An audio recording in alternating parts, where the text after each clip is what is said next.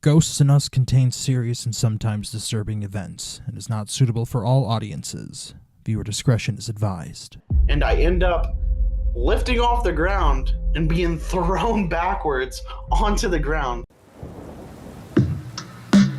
And there is the very distinct this shape really of a dark man. figure that was standing in the doorway. I'm living an episode of Kindred Spirits right now. And I just want them to tell me their stories. So he thinks the life was sacrificed for the spell. It had the crying boy painting. Something demonic that was mocking me. Are you kidding? It was completely involuntary, but I started crying.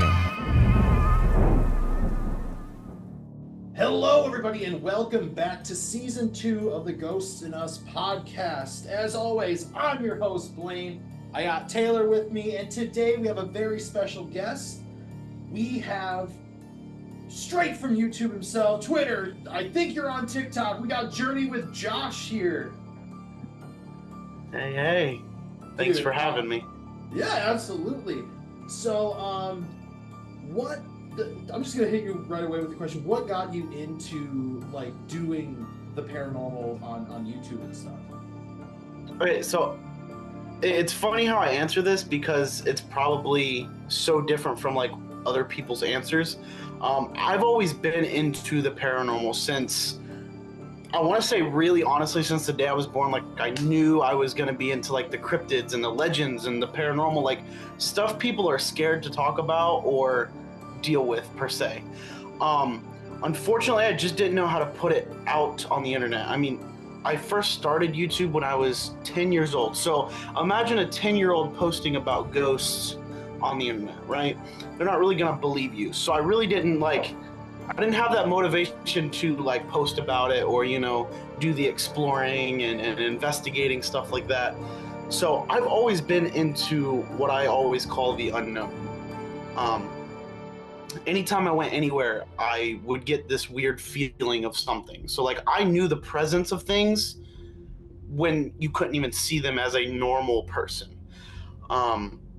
And then I started talking to my grandpa about it a little more, and he's like, yeah, that sounds about right. That's how I feel a lot. And I started really noticing it when I was going to certain parts of Tennessee. I could feel the presence of I guess you could say the Cherokee Indians. I could just feel it. So yeah, I've really always have been into it. It's just, I wish I would have started a lot sooner with posting about it and talking about it. Yeah, I'm in that same boat where I wish that we would have started because Taylor and I have always had a fascination with this kind of stuff. Yeah. And we'd always just talk about random stuff. But we started consistently somewhat posting just last year. But yeah, that's something I wish I would have done, to start posting sooner. Yeah, I mean, I've been on YouTube for almost 12 years now. Damn. And I've just started being consistent with it about 2 years ago. So I almost wish I would have been more consistent sooner, because I probably would have got that push that I needed a lot sooner, which, I mean, everything happens for a reason. So for me to have to wait as long as I did to start understanding that consistency was key was okay for me, because I've hit so many milestones within a few months' time that I don't have anything to complain about other than my own work ethic. I feel like I could go in with a question just from that answer. One of the questions I wrote down was, at what point in your paranormal career did you see a jump in interest in your videos / content? So I think there was a few, actually. So not everybody knows this about me, which is fine, but I first started as just a normal, basic YouTube vlogger. I would vlog, my daily life. I'd vlog me going to some theme parks, having fun with friends, just the basic stuff. And then one day I had posted, I was like, all right, guys, it's time for a change. For 3 months, I'm going to do strictly paranormal investigating and talking about my experiences.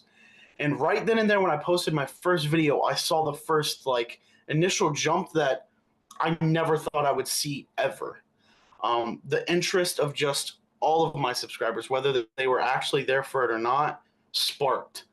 And that was just one basic investigation. I was using other people's equipment. I wasn't even investigating like alone. It was like a tour over in St. Augustine here in Florida. And I was like, all right, so maybe this is my break. This is when I need to basically make or break it. Do I keep doing it, or was this just kind of like something for fun I wanted to do for a few months? Then I came up with the idea to start doing seasons. And I really like the idea of seasons because it really gave me time to sit down and think about where I wanted to go, look into the history of places, and not just rush to put stuff out. So I came out with my next season, which was The Skeptic. And this is where I took people that didn't necessarily really believe in the paranormal or the unknown, and I took them with me and investigated. And I had posted a video about a hotel here in Florida that nobody really knew about. They kind of knew that it was a hotel. You could see it from the road, but they didn't really know the history of it. And I posted that video, and all of a sudden, there goes my second spike. And I'm like, holy cow, like this is what I want to be doing. So that's how the new journey with Josh came along. And basically from there, I was like, all right, I'm going to keep doing anything paranormal, horror related, and I'm going to stick with it. You know, if I want to throw an occasional vlog up, whatever.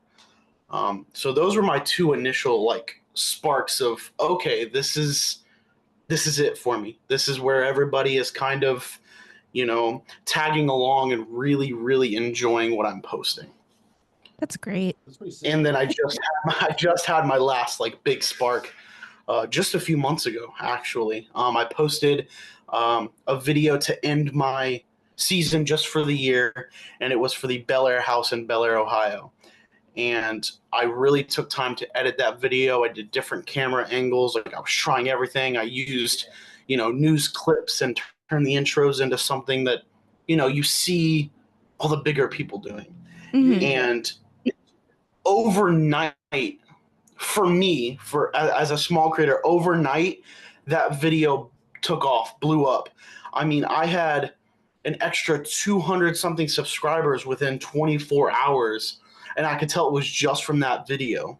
Oh, And the people were dream. pointing out stuff that I didn't see, and it was just like, I could tell the interaction was right where I wanted to be because people were pointing out stuff that I didn't see. People were actually commenting, and people were DMing me, and they're like, holy cow, Josh, you're on to something. This is what we want to see more of. And I was like, all right. So I planned another trip, and we filmed that, and now it comes out in April, and that's going to change the world. But we'll get more into that later on. Right. Yeah, no, dude, that's But yeah, awesome. I mean, I've had so many different like sparks. I didn't just have that one big one. It was just a bunch of different kind of little sporadic ones, which I'm okay with. Right. Yeah, I mean, I edit most of our, or all of our investigation videos on our YouTube channel, and every video I'm trying something different to like try and see if I can make it better and more. What I need to learn is how to make it more compact and not just keep everything, because I think it's fun. Yeah, you try to say, I'm going to narrow it down to an hour. And then next thing I know, yeah.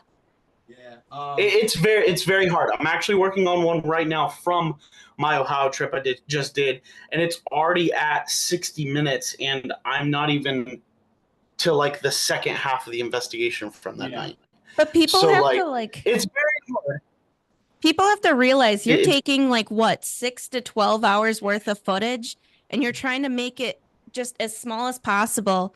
But you also don't want to And break it depending up on the into a million investigation- parts. Right, and depending on the investigation, there is so much that happens that actually leads to like the big thing that if you take it out, it's like a cliffhanger. But then people are like, "Well, we loved it because it wasn't so long," and I'm like, "But you missed half the story." Yeah, it's so and- hard to like find a balance. Right, and with that, I found that my supporters do not like part ones or part twos. They just like one big movie. So it's kind of easier for me because I can throw it all in there, but then I feel like I have too much. So it's a very difficult thing that people don't really think about when they're watching it. They don't really understand that a lot of it got taken out. So if you want a full length movie, you better have, 2 hours plus to just sit down and watch it. Yeah, that's where we're kind of sitting because we just started doing like splitting our investigations into like 2 different videos. Yeah, personally, I thought an hour and a half to 2 hours was too long. At least where we are now, like at this point, Oh yeah, we're still minuscule in the amount of like growth, like which is good. Like any growth is growth. it gives us time to actually Right, figure out our niche and all Yeah. that. So we just started splitting stuff into 2 parts. And like we just did one at a convent here in Wisconsin, and like it was we were there for what, 8 hours of our time? 8 out of the 12. 8 out of the 12. It was just so freaking cold we had to leave. But like we're still trying to like figure out our balance. But I want to talk about your latest trip because now I've watched a few of your videos just to like get a feel of like how you. Okay, real quick. I think your mic cut off because I can't hear you anymore. I can only hear her. Oh, what'd you do? Like she's loud. She's super loud, and I can't hear you like at all. It's almost just coming from her mic. Okay, hold on. Sorry, I just like No, I couldn't hear you. It must have just happened. I like heard you at the beginning, and then it was just echo for a little bit, and then it cut back on and then cut off. No, I still can't hear you. I'm only hearing you from her mic, so it's like you're in the background, like way in the distance. We were messing around with this like a half an hour ago, trying to make sure it worked. I just wanted to make sure. I was like, I can't hear him. You know what? While he's messing around with this a little bit, can I ask you, what is your favorite piece of equipment or technique that you use on your investigations? Oh, okay. So I'm gonna be the generic person that goes and says I like using myself. That's a really good because answer. it's genuine.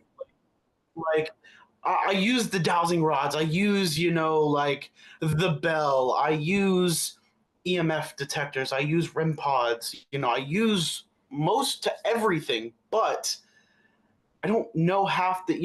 I got it's like half and half on that. But if I genuinely feel something, then I know it's genuine. Mhm. Whether or not the person watching it believes me or not, I know what I felt.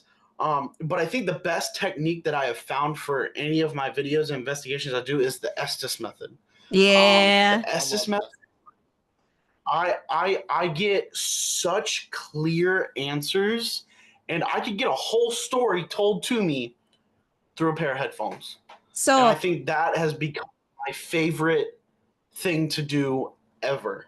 we absolutely love doing the Estes method, and Blaine figured out this way where we can have it connect to another camera. So we could record the radio and like you can go back and look at it and just prove like whatever someone is hearing is correct and not like faking something, or you might hear things that they never caught on before, and it's super cool.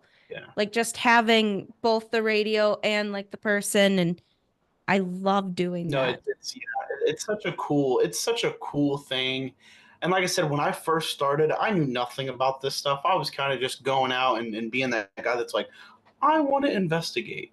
And I literally, for one investigation, I went and bought an EMF reader and some dowsing rods, and that's all I had for the video. Like that was it. But now I have a whole traveling case with stuff. Like it's so different now, but I still will find that me as a person will be the best tool that you could possibly have. Yeah. I mean, an EMF reader isn't going to tell you, oh, this is unsafe. It's going to tell you there's some frequency, but, but yeah, when we talk about my trip, it'll kind of help also understand why I choose myself so much. Do you want to see if your mic So- works? I would love to. I don't know if it's working now. It's way better. I can hear you Way again. better. Cool. I must have hit the mute button or something. I don't know. I just didn't want to interrupt because I love using the Estes method like so much. I think that's probably my favorite thing to do is go under in an investigation, just because I get like that weird more anxiety, like as like more of an empath kind of person. I I get the feelings of when something is near, or something is gonna happen, kind of thing. Always trusting your gut. I love that. I forgot what I was gonna ask. I'll be honest with you. It's not one of our podcasts if something doesn't go wrong. So I was more focused on that. You were gonna talk to me about my trip that just happened. Yes, I remember. thank you. You just came back from a trip, and I think this is one you said was going to be like more controversial. Yeah. Can you talk about that at all, or like, is it too early before like the video? So it's really early, and I'm not even going to be the first to post about it. We're letting one person post it all first to give her side of everything, because it kind of happened to her a little more than me. But I can go into it a little bit, and I don't know if you guys have seen the controversial tweets here and there about whether demons are real or not. You know, that fun. I was playing into it just this last week because of the convent we went to. It's got like some a dark entity to it, but yeah. So I will say the reason this will be very controversial is because everything that happened, literal step by step, from the first investigation to the last one I was physically able to do and mentally able to do, it all tells a story. Okay. It all tells a story, and there were signs the first night that something bad and crazy was going to happen the rest of the nights, and I don't think we actually took it like we should have, and we took it more of as a joke, I would say. Mm-hmm. I am still a very small name within the paranormal community because I'm in so many different communities, because like I said, I didn't start as a paranormal investigator, content creator. So being able to have this type of controversy, in my opinion, I'm stating that 4 times because people are going to come at me. No, that's fine. Is going to be good for me. It's going to be good for me. It's going to get me put out there how I need it to be. I mean, the stuff that happened to not only me, but my friend I was investigating with was so real that I literally look at life in general in such a different way. I take everything that's negative and somehow I'm able to turn it so positive so quick. And if you ask any of my family, they will tell you Josh is a different person since that trip. I will say one thing from a tweet that I posted, because it's posted so I can say it. I looked that thing in its eyes and it changed me forever. Damn. So if that tells you anything. It's so cryptic, yet it can't, you're like explaining yourself for it. It's so like, it's weird how you're telling us without telling us. And it really intrigues me. That's why that tweet meant so much to me when I put it out, because a lot of people were like, Josh, what are you talking about? And obviously I can't say too much because then there's no point of posting, but I looked that thing in its eyes and it changed my life forever, and I'm actually starting a whole new series just because of it. Wow. That's so cool. Yeah. And I can talk about the new series if you want, because that's that'd be cool. Personal... This is your episode, so this is dedicated for you. So coming November this year, I believe, I want to say either November, December, depending on how it all plays out, I am doing a new series. So I'm finishing my series now, which was called The Next Chapter. I'm finishing that with this trip. So April, it'll be over. This new series is going to be called Open Your Mind. And it's literally going to be me and people I invite to just go and open our minds to literally everything. It's going to go along with my project called Legends and Cryptids. So it's going to be a 2-part literal new chapter of life for me on my channel. So Open Your Mind is just going to be something that I never thought I would have to do for not only myself, but to further explain what will be happening in April when all of this comes out. The artwork looks sick. cool for it. And yeah. That's pretty sick. I'm super excited. And you guys are the first to be told about this anyways. So Hell yeah. I don't even need to post about Exclusive. it yet. So, I'm kidding. yes. But yeah, that trip was like no other. If I could go back and fix anything, I wouldn't fix a single thing, to be honest. So, Dude, that's sick. I'm not gonna lie. yeah. Yeah. One thing I want to ask you is, because you're collaborating with so many different people on these trips, do you find, like, we are a team of 4, but recently we've been doing more Just you and I, Taylor. And what I want to know is, do you like investigating with a bigger group, or do you prefer kind of like yourself and maybe one other person here and there? Like, what is your preference? I think it depends on the investigation. I really do. So within the new series I was talking to you about, I'm going to be doing a lot of stuff alone, because when you're alone, you can really open your mind to things. Mhm. And the only other person I'll have with me is a camera person. So depending on the investigation. So like when I do these trips and I go to places that I've never been to, I prefer to have at least 2 to 3 more people with me. Just because of the nature of things. So for instance, like going to the Indiana State Sanitarium, I don't think I would have wanted to do that by myself or with just a single another person. It's such a big space that if one person gets lost, you're alone. If 4 people are there and 2 people get lost, at least there's you 2, and then you can at least find the other people when needed. Yeah. So it's just very, for me, there's no right or wrong answer, because depending on what I'm doing is how I want to set things up. Right. It does. My biggest thing is who I want to work with. I don't like working with people who are mostly on the range of just trying to be funny the whole time. Right. I'm more of a serious content creator, and by that I don't mean like I try to make my videos serious. It's I try to investigate and actually work, because I do this full time. So like to me it's a job.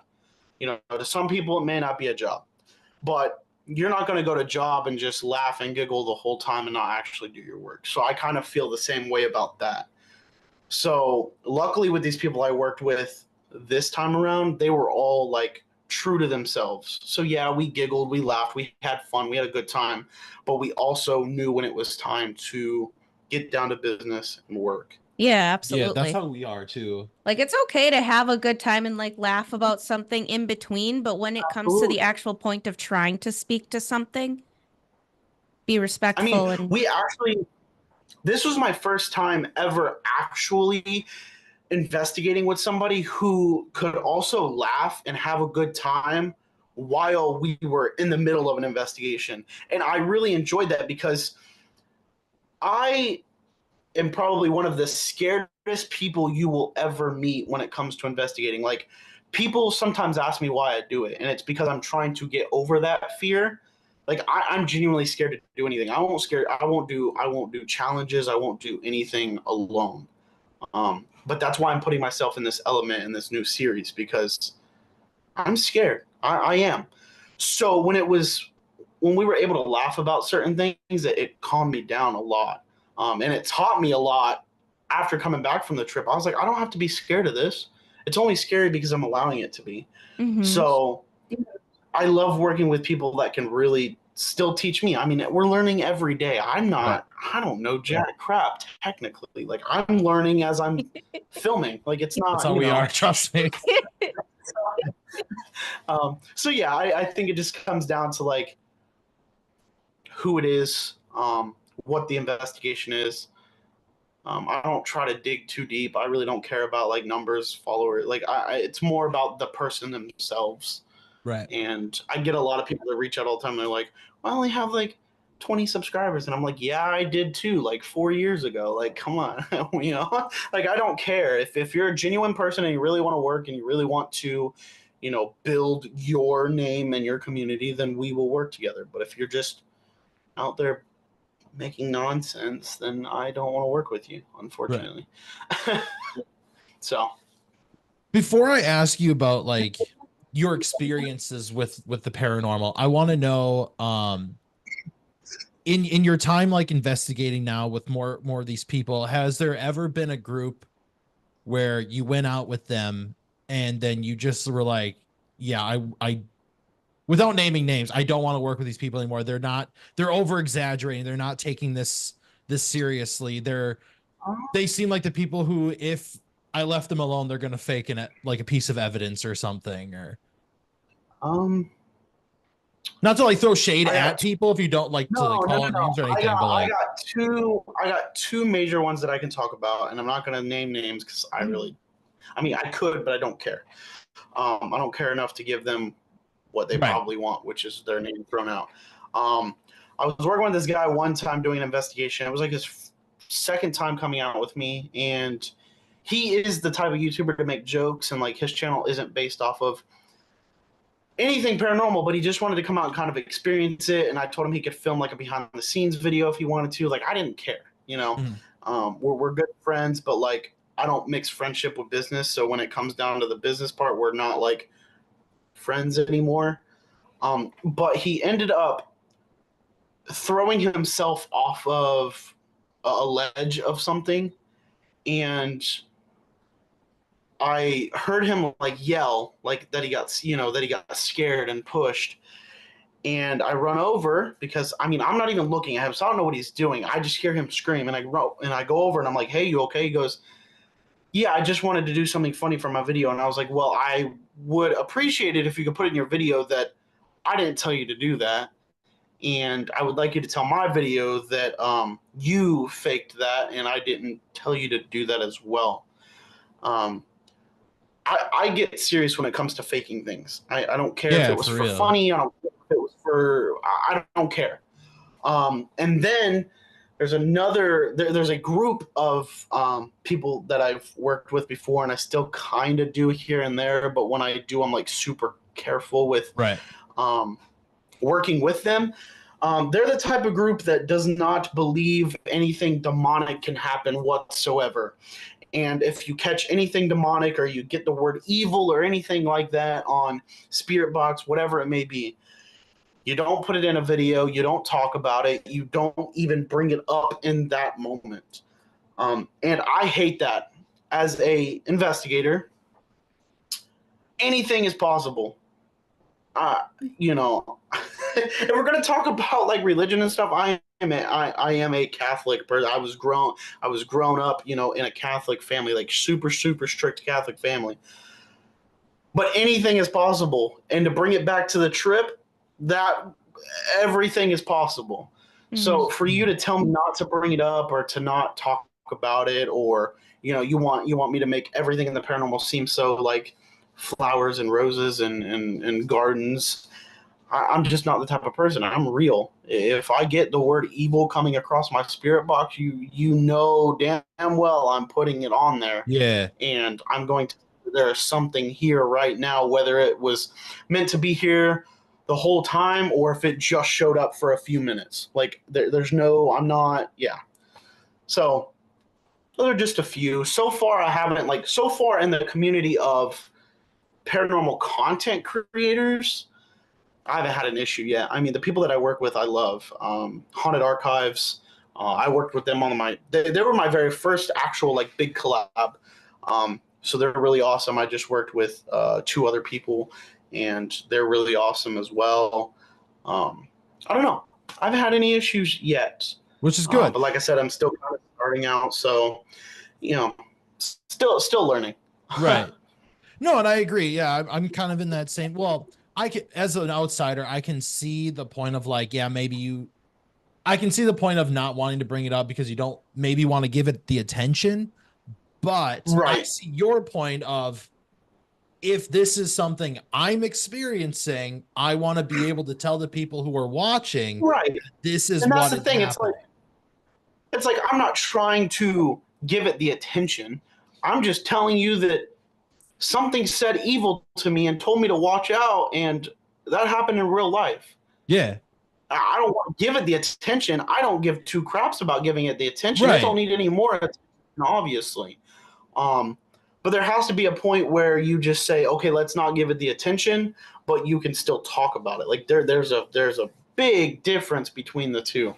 Right. So that's one of my bigger issues is when we don't want to talk about it. All right. So let's dive into like your paranormal experiences. Like, would you like to tell us, or would you be able to tell us, what was your like first paranormal experience? It was like, holy shit, like my oh shit moment. So like as a creator or just like in general in life? think in general. In general, I think would be cool. Like, okay. Because you said you were into it as a kid, but like, what was your oh shit moment? Like, holy crap, I caught this, or I saw this, or heard this. I experienced Okay. this. Yeah. I would say, oh man, there's so many. There's actually so many. All right, so I'll talk about a more recent one. So I ended up going to a cemetery here in Florida, and it's an all black cemetery, all slave cemetery, but they're mixed with the people who killed them. So they're like buried next to the people who killed them. And unfortunately, I was the only white guy investigating that night in the group that I was in. And I could already feel from like the beginning walking in that something bad was going to happen. Not only is this an all African American cemetery, but right behind the fence line of the cemetery, it is Native American burial grounds, and skinwalkers are known to roam all the time. So we were already kind of like bad juju mixing everything together. So halfway through the investigation, it like starts to like whatever we're talking to starts to definitely come towards me, like focuses on me the most. My other friend is kind of focused on the woods because we kind of hear what sounds like are people that we know, voices asking us to go into the woods. So skinwalker stuff. So he's kind of looking around, making sure nothing's happening. And all of a sudden, the word attack comes across the spirit box.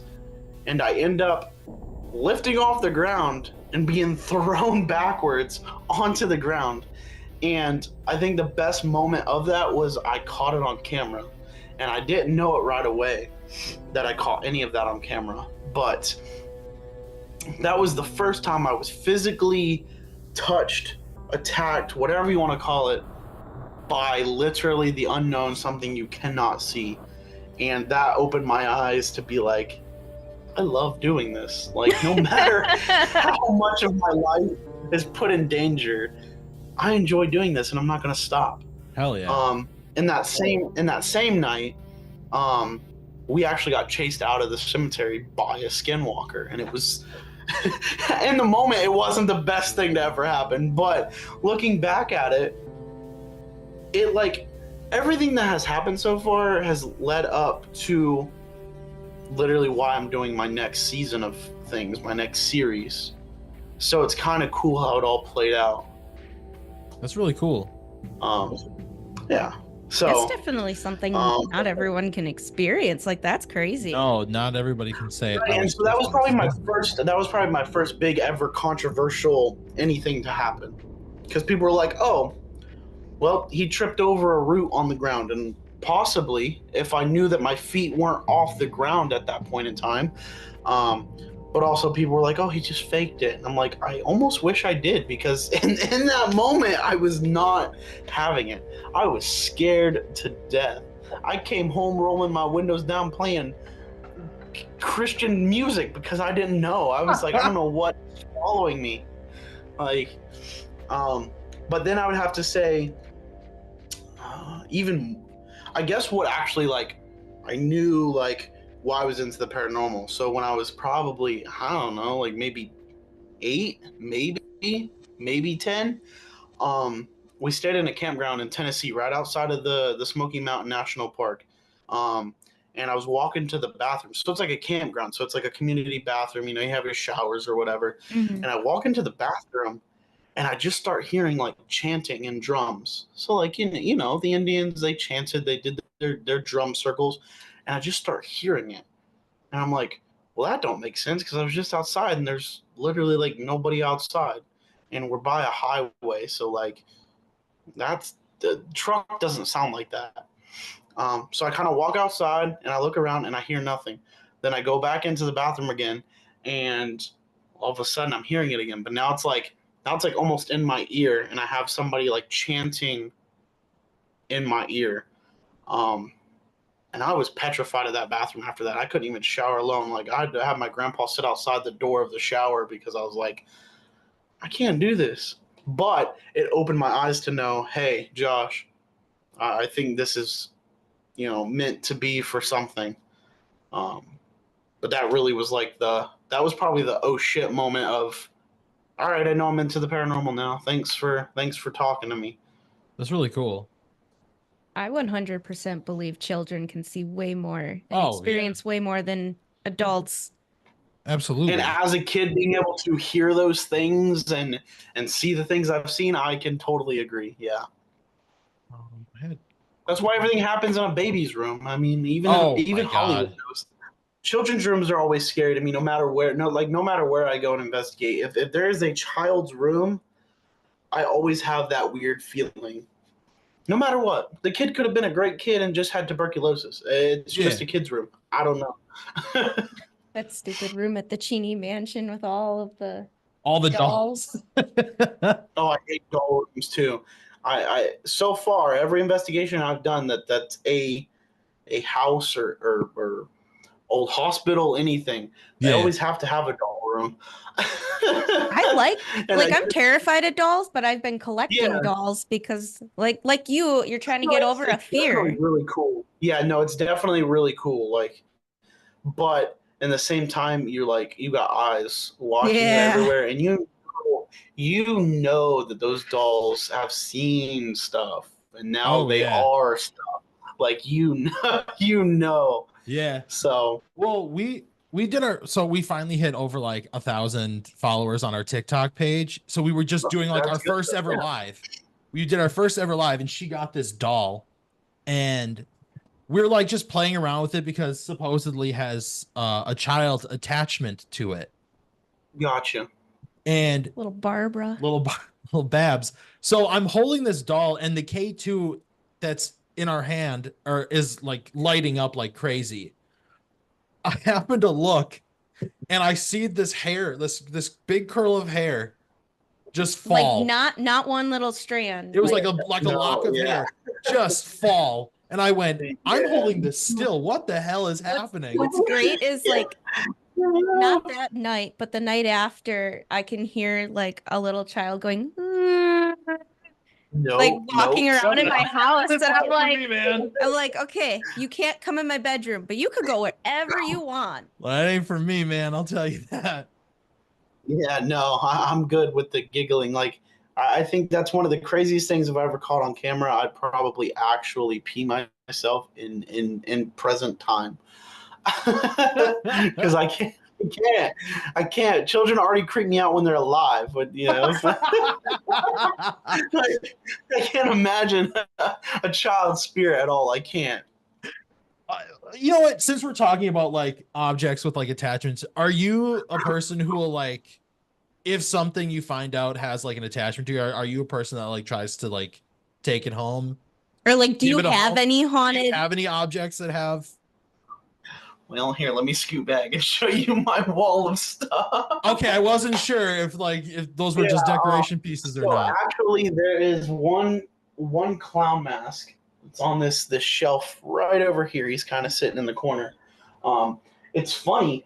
I don't even. People ask me how he became haunted, and I haven't a clue. I bought him at Walmart or Party City, and he was a costume of mine for the longest time. And one night, my girlfriend walked in, not this room where I used to live, walked in my room, and she noticed that the head was turned towards like the bathroom wall. And I was at work all day. I was at work from like 5 a.m. and it was just now like 10 a.m. So I haven't even done a full shift.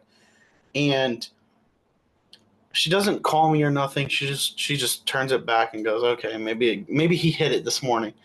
But then I get home and it's like now his face is actually facing the wall, so I only see the back of his head. And I'm like, hey Riley, have you been messing with like my clown mask today, or did you clean them? Whatever. She goes, no, why? And I was like, well, he's facing backwards. And she goes, there's no damn way. And from time to time, you can kind of see him. He kind of like inches a little bit off the box he's sitting on. So I have to move him That's so weird. now and then. Like, calm down, Mask. I bought him as a Halloween costume. So there's no like, There's unless no somebody reason dropped it off at Party City or Walmart and then they just put a price tag on it. Like, I don't know. But yeah, when I found that out, I wore him for one more year knowing that something is wrong with that mask. And ever since I had to buy a new mask. Do you think it's maybe something that you, like, I don't know if you were investigating like paranormal stuff before you got that mask. You weren't. Okay. I was not. And I wasn't even paranormal investigating at the time when all of that started. That's so weird. It's not like an intentional hitchhiker. Right. It's not like maybe something like attached to you. Right. But I thought at first for the longest time it was just like my grandpa like playing around with me because he always liked to try to scare me somehow, some way. But he doesn't do anything. He just sits up there and moves around from time to time. And so his little shelf that he has, he seems to have taken a liking to the things. So whatever's next to him, or like I have these little like Dollar Tree skeleton clowns that like you buy for Halloween. Yeah. Sometimes he'll put the arms up. So that's so weird. That's interesting though. That one specific shelf over there I don't really touch. You know, he gets cleaned, once a month, but that's about it. I have to take care of him like a child. I mean, my girlfriend. My girlfriend accidentally one time tried to throw him away, and somehow he ended up out of the trash can. So yesterday we were messing around with Blaine's like haunted chair, and he has like a fire helmet on the chair, and we were joking around saying, however many spirits may be here, you better start paying rent. Like, yeah, we were just joking around, like, I'm paying rent. And Spirit Box says asshole, stuff like that. Yeah. And we're like, well, okay, bro. Like, okay, so the fire helmet that I have supposedly has an attachment to it because I got it from the same place of that investigation with the clock that I just told you about. Oh, Taylor's grabbing it for me. Yeah, this is the fire helmet. Yeah. The dude definitely looks. The dude who owned it, he goes, he says he would buy and sell like storage units, like he'll buy them on the auctions and stuff. Right. That was in there, and that he didn't have a good feeling about it. And I'm like, okay, sure. Like I'm trying to be more skeptic when I hear stories. Like, I don't ever want to say you're crazy for telling me your story because that's not what I'm trying to do. But I'm trying to remember, like, this is my job as an investigator, is to find out like what I'm talking to, who I'm talking to. But what really made me believe him is when he showed me the fire helmet, he grabbed it out from the bin. Immediately, goosebumps shot up both of his arms. Yeah. And I was like, okay, all right. And we were talking, like, we did an Estes session around the helmet. Like, it was just the three of us were sitting there. And I was under, I had the headphones on and I had a blindfold. And the questions that were asked were, what's in front of Blaine? And I got helmet. So I said helmet. And then we got, object, sorry. What's the object? Helmet. What do you want us to do with the helmet? And I got take it away. That's crazy. It's crazy. Yeah. And then I was joking about it, being cocky as all hell. I'm like, yeah, like, if you don't want it, I'll take it beforehand. And then all of a sudden it came time to, I'm like, oh, you're actually giving it to me. Sorry, I changed my mind. I'm just joking. I'm just joking. I'm being too cocky. But now it's here, and it's with my chair that I got amazing, like, SLS and Spirit Box stuff. Yeah. It's weird.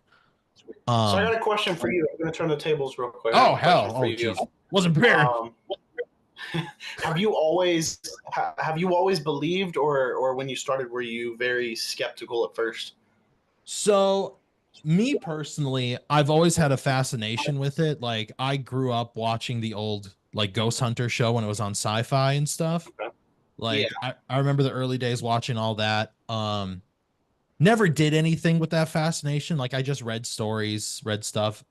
Um, Right. but I would say I was more skeptical. Like, I grew up through, Catholic like you did. I'm not like practicing anymore. Like, I don't like go Right. every Me week, either. Yeah. Me either. but I Yeah. grew up that way. So like, I know kind of like the good versus evil kind of morality. Exactly. Right. But I do try to keep an open mind while like majorly debunking. I would say I'm a believer, but Okay. I was always a believer, but I try to be rational about it, if that makes Definitely. sense. Yeah, that's how I am. I'm always going to be a believer and I'm going to always have an open mind, but there's just that stuff where you have to rationalize real life, in general. So. What about you, Taylor? Oh, I've always believed. Like when I was younger, for years, I've had like a spirit hanging out outside of my house that never came inside. But like I could always see it in the your camera my died. camera died. I would always see it in the window or by the front door. And like and then when my mom passed away, like I would experience stuff. There's moments where if I was extremely upset, like just so much emotion, I've had two different like situations where my mirror just exploded. Yeah, that's crazy. And like that was the most weirdest experience ever. All right. Josh, since my camera died, because it's always a podcast where something bad happens. I'm just gonna set up my phone and I'm just gonna record us. Like, I'm sorry, like you can't see us, No, but we you're can good. see you. We need to rename the podcast instead of Go the Nuts Podcast, the Problem Cast. Yeah. Everything goes wrong podcast. Yeah, it happens all the If there's time. nothing that happens, I'm bored. So stuff has to happen. I've been on so many podcasts where stuff happens, so it's okay. Dude, you're crooked, man. Yeah, I know. He's trying to set up his phone and it's just like sideways, all sorts of crazy. Is that better? Yeah. Okay. All right, I'm moving out of the way. This is so embarrassing. No, it's okay. I'm like, oh man, I'll finally have a podcast that like works. You're good now. But God damn. Life. Now Dude, you I'm get to so stare at sorry. nothing. But okay. My last question that I actually had written for you is, and I don't even know if you can answer it now because you kind of did already. What is, and if you can't talk about it, I completely understand. What is the scariest place you've ever been to? Like, is it on your new road trip that you're editing? And if you can't talk about it, that's perfectly fine. I understand. Oh, I could talk about it, and it was on the road trip. It was the Indiana State Sanitarium. Okay. That's on our goal list. It is on the go-to list. I don't think it's meant to be scary at all. I think, certain people go there and they play around and they mess up. Because the moment we were driving up, like to the entrance of this place, I just had a bad feeling, and I wasn't the only one. The one girl we were with, she was literally like, I don't know, guys, tonight we're gonna see some stuff and experience some stuff we've never, seen or experienced before, and that was just the start of a rough next few days and a rough night. But like, I don't think the place is scary. I think what's inside is scary. But it's a beautiful place. We did some urban exploring around there while we were there. It's beautiful for pictures. It's beautiful for video like that. It's just there is something there that is not very nice, and I don't know why or what happened. But that will probably be so far the scariest place I've ever been. Okay. and experience so far.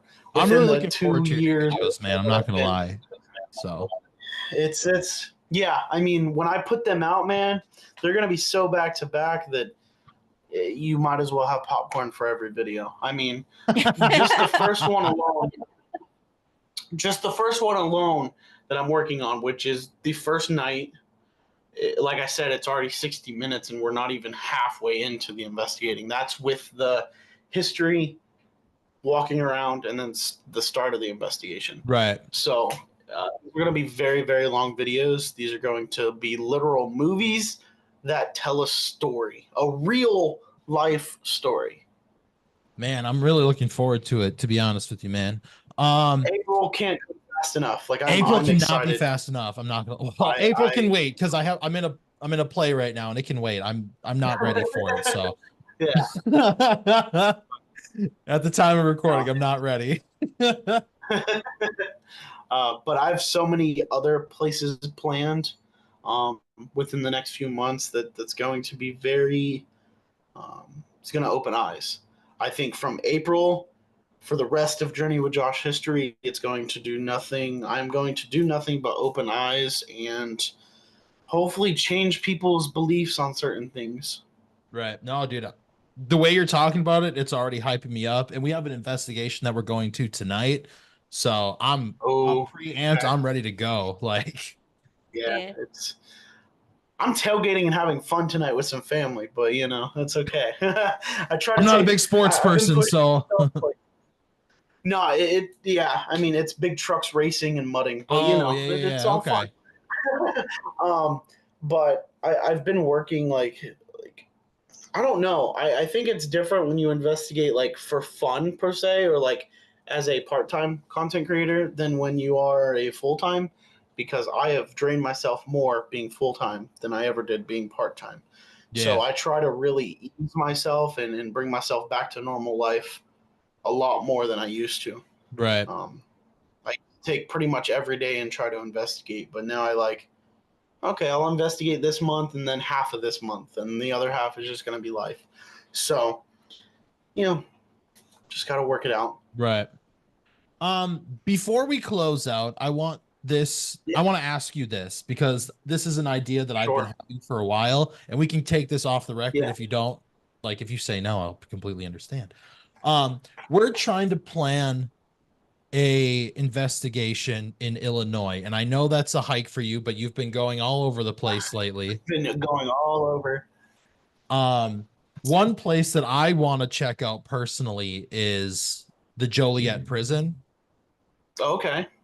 And we're trying to get it where the only problem is that to investigate there, you need to actually get like a filming permit. You have to fill out a whole application. You have to fill out an application. Yeah. All this and that.